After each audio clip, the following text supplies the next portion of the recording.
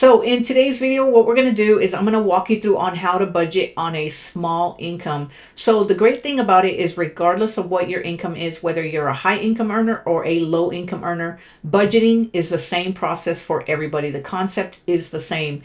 So I'm going to walk you through the process step by step, things to consider, templates to use, and how to edit these templates. So let's go ahead and dive in. So I created some flashcards so that in case you're a visual learner like me, it's going to make the process of understanding the whole concept of how to move money around and what to do, make it easier for you. So the first things you need to do, guys, is you need to take a look at your bank. If it's charging you fees, then you need to get rid of that bank. There are tons of banks online that do not charge any type of fees. I know some of the big banks like Wells Fargo, US Bank, even some credit unions have fees. And even when you use ATMs, they charge you a fee to use their card at a bank that is not their bank. So you're going to get charged double because you're going to get charged from the bank that's not your bank, and then you're going to get a fee from your bank. So guys, one of the banks that I just signed up for, and this is not a sponsor, I just absolutely love this bank, and I learned about it when I read a book called I Will Teach You to Be Rich, and this is the Charles Schwab Bank. I've been with them for about 5 months, and this bank is amazing. It is an online bank, so they don't have any branches where you can walk into, but they don't have any fees. You can use any ATM worldwide, and they will reimburse you for the fees. So if you're looking for a bank and you're not happy with your current bank, look at some of the online banks, and I highly recommend Charles Schwab. But there are several other banks, so do your due diligence and find one that does not charge you any fees. So once you get a bank and you're happy with this bank, then what we need to do is we need to create a budget. And the reason you need a budget, guys, is because you need to know how much money is coming in every month and where that money is going every month. So we're going to go ahead and I'm going to walk you through step by step on the budget template that I use. There's tons of budget templates online, but I like to use one of the free ones that you can get on Google Drive.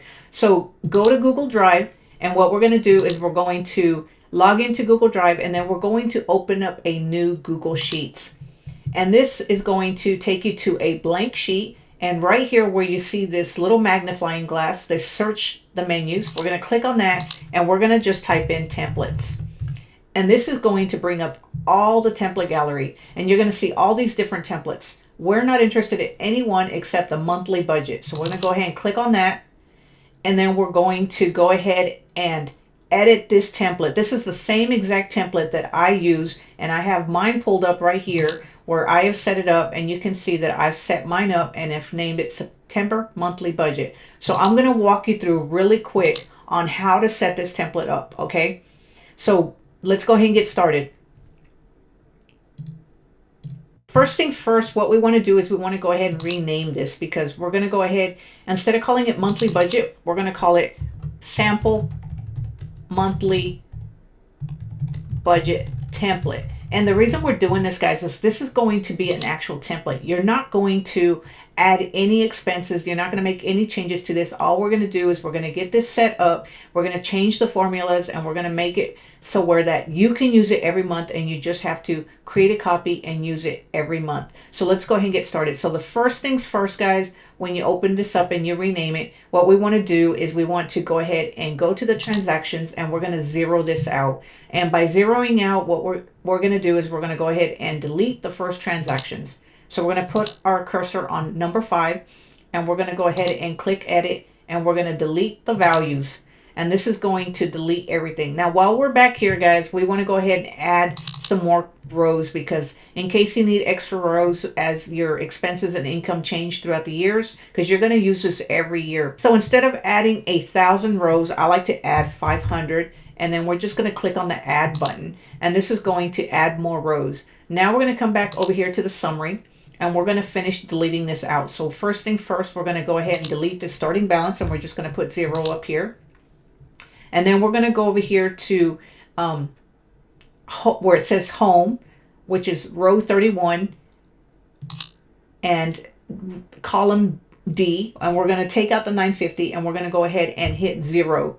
And then on the paycheck, we're going to do the same thing, guys. We're going to come over here to column H, and then row J, and we're going to take out that 1450 and we're going to add a 0.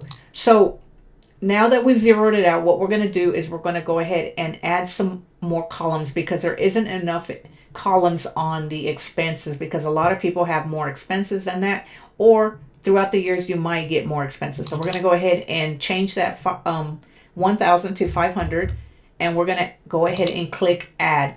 This pops up, just go ahead and click OK. Now what we want to do is we want to go ahead and add some more columns or rows right here under the expenses. So we're going to go ahead and click right here where it says custom category 3. We're going to click on shift and we're going to click right here on the 0, and then put our cursor right here on this little dot until it turns to a plus symbol, and we're going to drag it all the way down till we get to 55.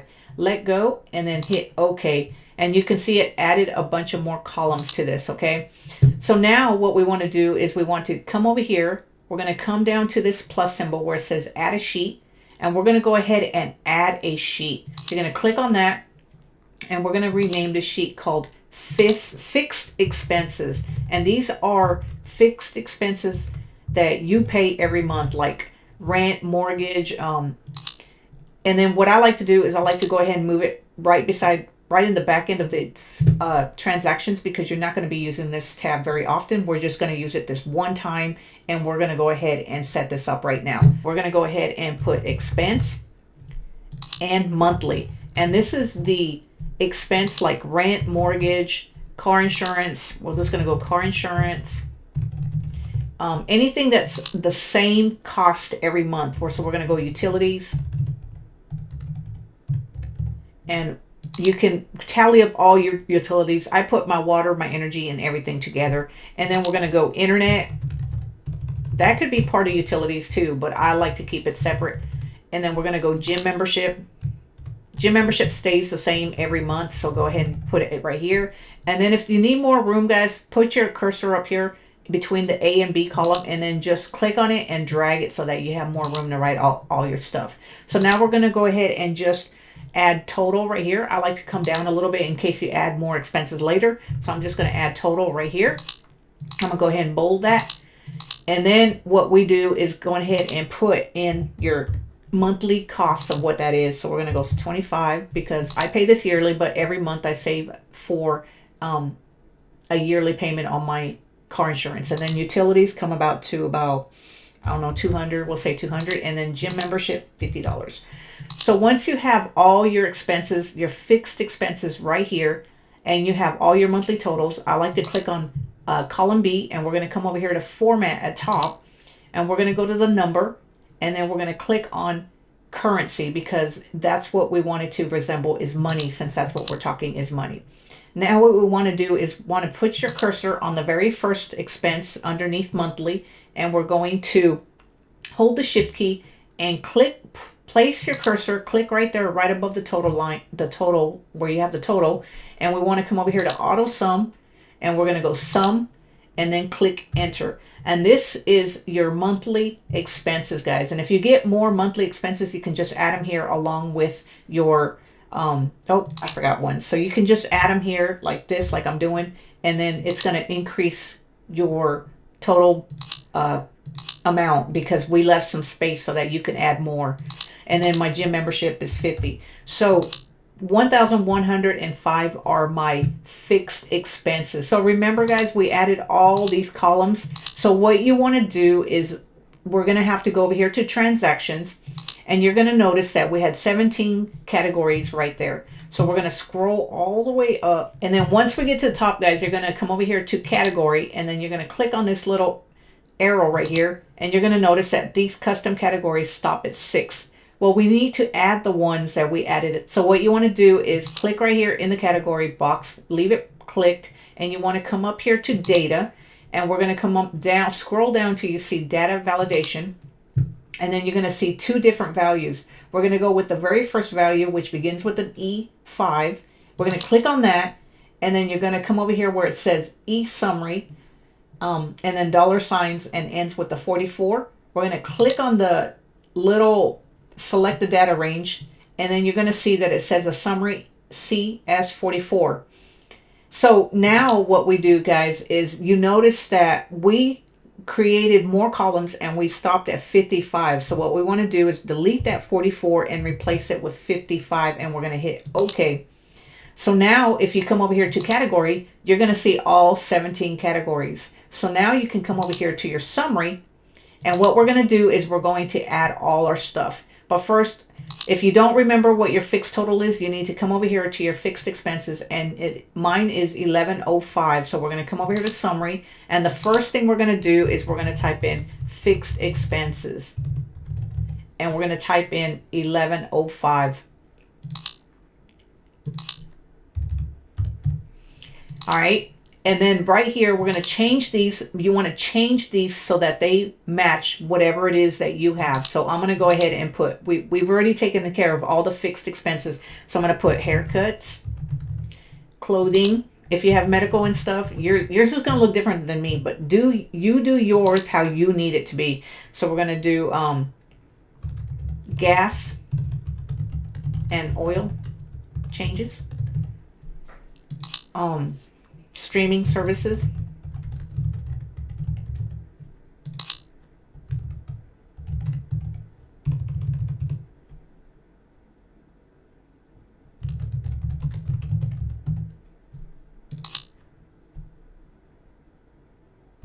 so now if you make a mistake like I did right here, we just want to go ahead and click that, and it'll click this little undo arrow and it'll return everything. What we want to do is come over here to our income, and what we're going to do is you're going to add every income that comes in. So if you only have one paycheck, then you're going to just go ahead and add your paycheck. If you have two paychecks, then you're going to go ahead. If you have a significant other, partner, spouse, or anything, you want to add their paycheck as well too.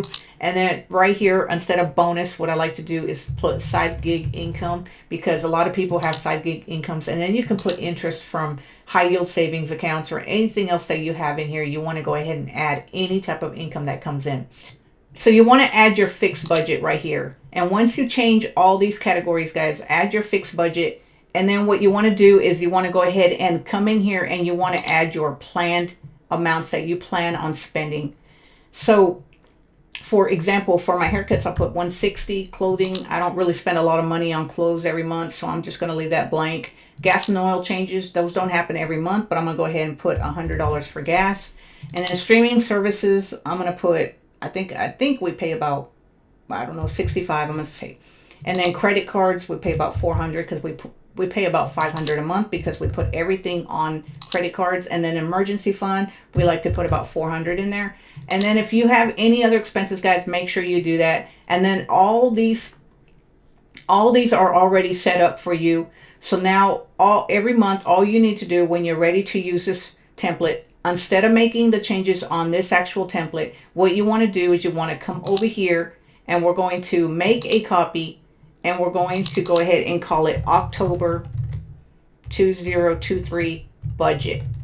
And once we make a copy, then this is the actual template that we use. We work from every month. So what we want to do is every month, you want to go ahead and put your transactions in. So the first transaction, guys, that I'm going to put in is the actual fixed transaction that I have, which was 1105, I believe it was.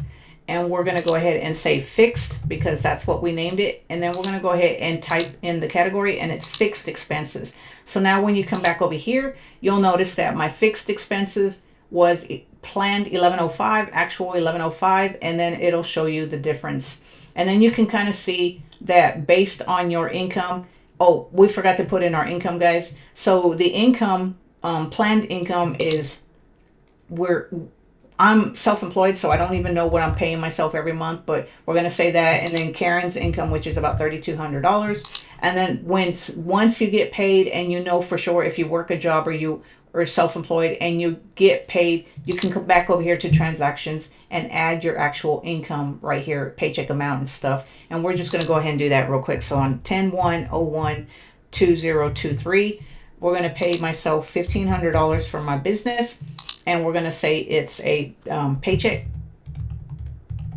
And then we're going to go ahead and say it's my paycheck. So we're going to say that. And then you can see right here when you update that, it automatically gets right here. It gets put in right here, and then it can tell you when you start spending money, it'll tell you how much you spend, how much money you have left, how much you go based off this. And every time you make a purchase from anywhere, you come into your transactions and you put it in your expenses. Outgoing expenses go in this column. Incoming income goes in this column. You can download the Google Drive app and use it on your phone so that you can use it whenever you go to the grocery store. Before you even throw away the receipt or before you even leave the store, make sure you come in here and you make the changes directly from your phone, and then it will update the summary, and then you can just come in here and look and see what your balance is, how much money you have, how much over budget you are, how much under budget you are, and that'll tell you how well you're doing with your budget. That we actually have our budget created. What I want to do is I want to show you guys how I handle my money. So once you have your budget and once you have a bank that's not going to pay you fees, when you get paid, that money goes directly into that bank that does not charge you any fees. Now, instead of the money, as soon as the money goes in there, that money does not sit in there forever. You leave the amount of money that you need based on the budget, how much you need every month, then that money stays in that amount. Any excess amount, guys, you start pushing towards your investments, your emergency fund. And another thing, guys, is you want to create buckets. Both Goldman Sachs and Ally, and I'm sure there's other banks that allow you to create buckets so that you can actually save for particular things, for particular upcoming expenses. And what do I mean by that is that instead of pushing everything towards one emergency fund, so where everything's put together, if you have stuff that you need to save for like instance, we always save for Christmas. Every year we know Christmas is coming around and we have to buy Christmas gifts for certain people.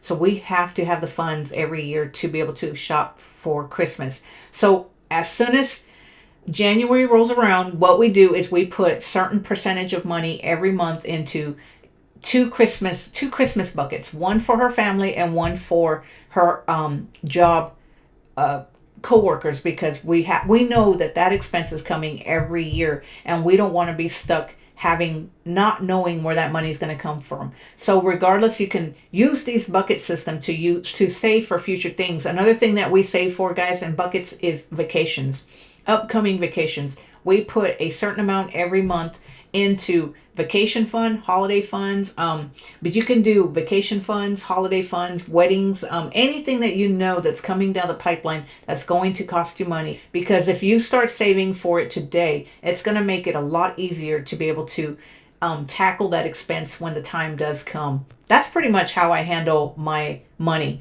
The money comes into my bank.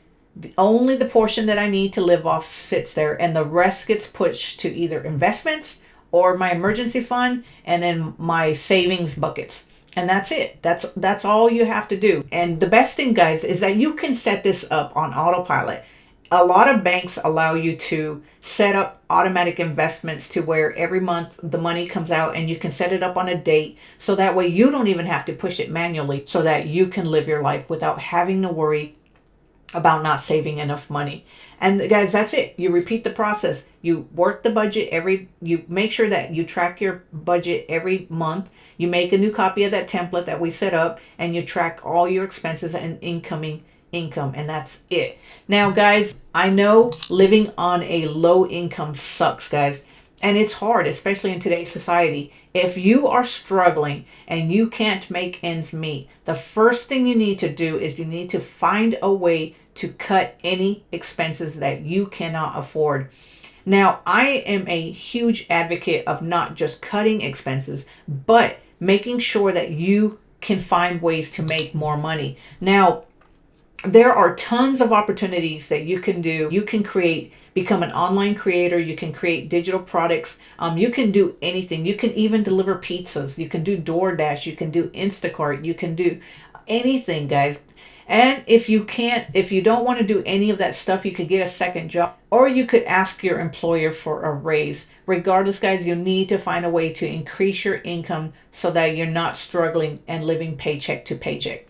And then the last thing, guys, if you are doing everything you possibly can, you've looked for ways to increase your income, you're bringing in more money, but you still can't make ends meet, make sure you look and find out what type of government programs that you can apply for. Guys, there's all kinds of government programs that you can apply for assistance if you need it. And that is, you can look at Medicare, Medicaid, VA programs. Guys, at one time I didn't have any health insurance and I was using the VA health insurance.